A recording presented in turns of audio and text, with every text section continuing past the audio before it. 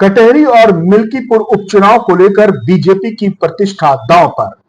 मुख्यमंत्री के कमान संभालने के बाद हॉट सीट बनी कटहरी और मिल्कीपुर सीट। ताबड़तोड़ दौरे कर रहे हैं सीएम योगी। कल अंबेडकर नगर तो आज अयोध्या में रोजगार मेले में हुए शामिल। आगामी दिनों में यूपी की 10 विधानसभा सीटों पर उपचुनाव होने हैं। इन 10 सीटों में 2 सीटें अंबेडकर नगर की कटहरी और अयोध्या जनपद की मिल्कीपुर विधानसभा पर भी उपचुनाव होने हैं। इन दोनों सीटों की कमान सीएम योगी ने खुद संभाल ली है, जिसके कारण ये दोनों सीटें भाजपा के लिए प्रतिष्ठा का कारण बन गई हैं। जिसके कारण ये 2 सीटें भाजपा के लिए प्रतिष्ठा का कारण बन गई हैं। सीएम ताबड़तोड़ दौरे कर रहे हैं। अंबेडकर नगर में 15 दिनों के अंदर 2 बार दौरा कर चुके हैं। मंत्रियों के दौरे भी लगातार हो रहे हैं, जनसभाएं हो रही हैं। हम आपको बताते चलें कि अंबेडकर नगर की कटहरी विधानसभा में उपचुनाव होना है। इसको लेकर उत्तर प्रदेश के मुखिया योगी आदित्यनाथ अंबेडकर नगर में लगातार दौरा भी कर रहे हैं।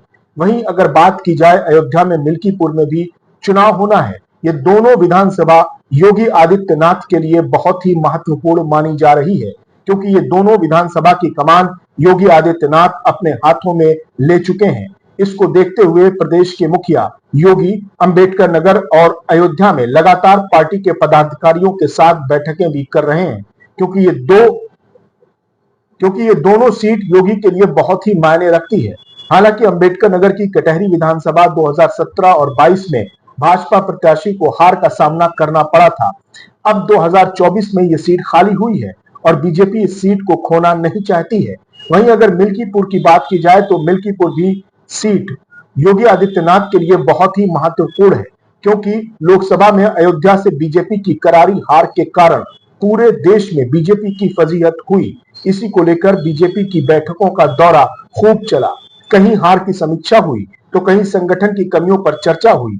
इसी को देखते हुए उत्तर प्रदेश के मुख्यमंत्री योगी आदित्यनाथ ने कटहरी और मिल्कीपुर विधानसभा में होने वाले चुनाव को लेकर कोई कसर नहीं छोड़ना चाहते हैं, क्योंकि इस बार अगर उपचुनाव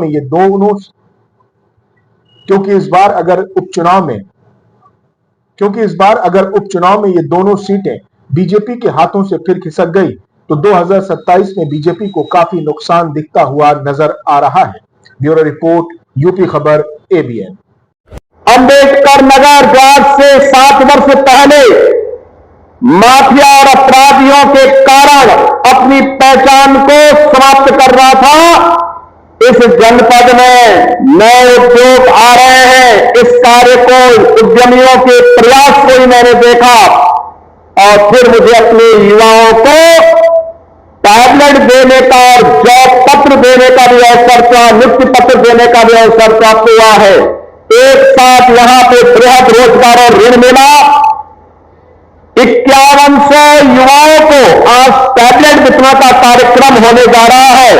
इसके लिए मैं आप सबका हृदय से अभिनंदन करता हूं, आपको बधाई देता हूं और अपनी शुभकामनाएं देता हूं।